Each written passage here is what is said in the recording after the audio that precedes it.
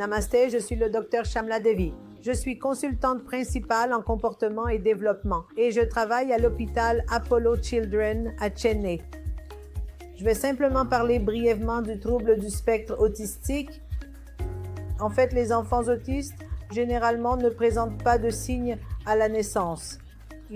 Vers l'âge de 2 ans, ils sont généralement identifiés par les parents, les écoles et d'autres membres de la famille. Ils présentent un retard de langage. Ils n'appellent pas maman, papa, ni rien. Ils ne communiquent pas non plus avec les autres enfants. Ils ont tendance à se replier sur eux-mêmes et sont hyperactifs. Hyperactifs signifie qu'ils ne restent pas assis à un endroit. Ils vont ici et là, courent partout dans la maison. Donc, ils ont ce type de comportement hyperactif et ont tendance à vivre dans leur propre monde. Par exemple, ils jouent constamment avec la voiture sur le bord des étagères de la cuisine ou sur la table. Ils courent simplement partout avec les voitures. Donc, ces enfants ont une obsession spécifique. Les enfants autistes en ont effectivement une. Et ces enfants devraient être identifiés tôt. Plus le diagnostic est précoce, meilleur est le traitement. Car s'ils sont diagnostiqués vers l'âge de 2 ans, avant 3 ans, l'enfant peut être rééduqué, il peut être entraîné et il peut atteindre au moins 90 à 95% du niveau des enfants normaux.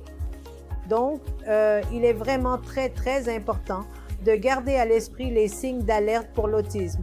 Socialement, l'enfant ne se mélange pas avec ses parents, ne dit pas maman, papa à l'âge de 2 ans, se replie sur lui-même, ne se mélange pas avec les autres enfants, se met facilement en colère et présente des comportements de type crise de colère et d'hyperactivité.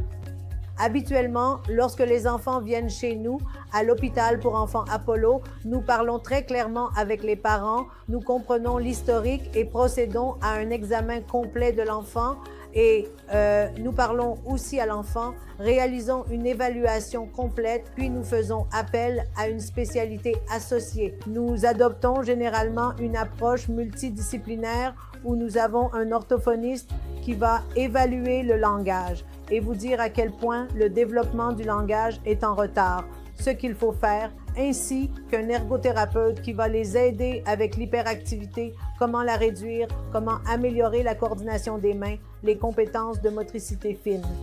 Donc, les ergothérapeutes sont là et nous avons un psychologue de l'éducation qui va aider pour la scolarité de l'enfant, voir de quelle manière nous pouvons accompagner ce type d'enfant dans leur éducation. Ainsi, nous adoptons une approche multidisciplinaire et nous réalisons une évaluation de l'audition pour vérifier si l'enfant entend bien ou non. Après avoir effectué une évaluation appropriée, il n'existe pas de test clinique spécifique permettant d'établir le diagnostic. Par exemple, si vous faites ce test, si l'enfant a de la fièvre, nous vérifions avec le thermomètre et nous pouvons dire que c'est comme, mais pour l'autisme, il n'y a pas de test spécifique. Nous évaluons simplement en c'est présent partout où que l'enfant aille.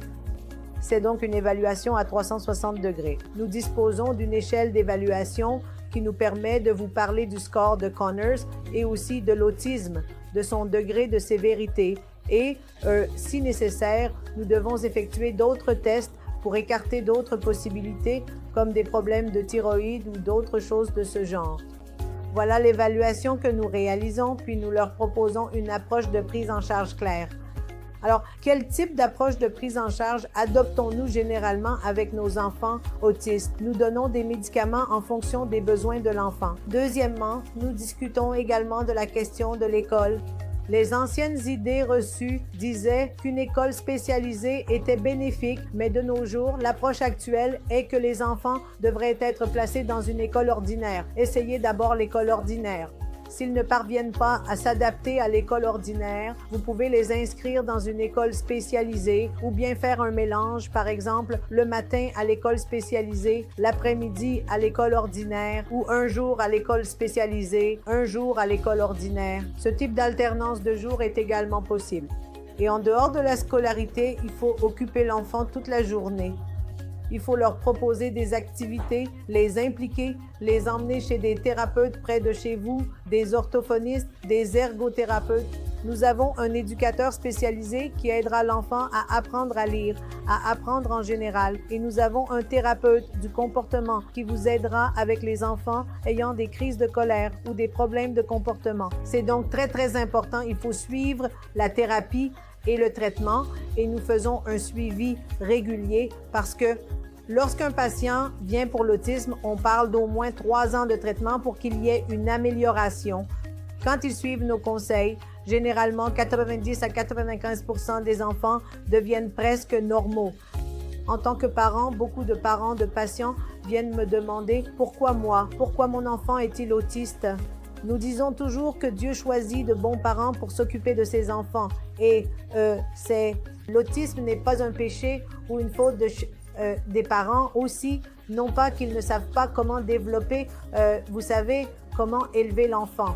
Ce n'est pas leur faute. Donc, je ne veux pas que les parents se sentent stressés et ce n'est pas de votre faute. Si vous ne connaissez pas les compétences parentales, alors nous sommes là. L'hôpital Apollo, l'hôpital pour enfants est là pour vous soutenir et nous prendrons bien soin de vous. Merci.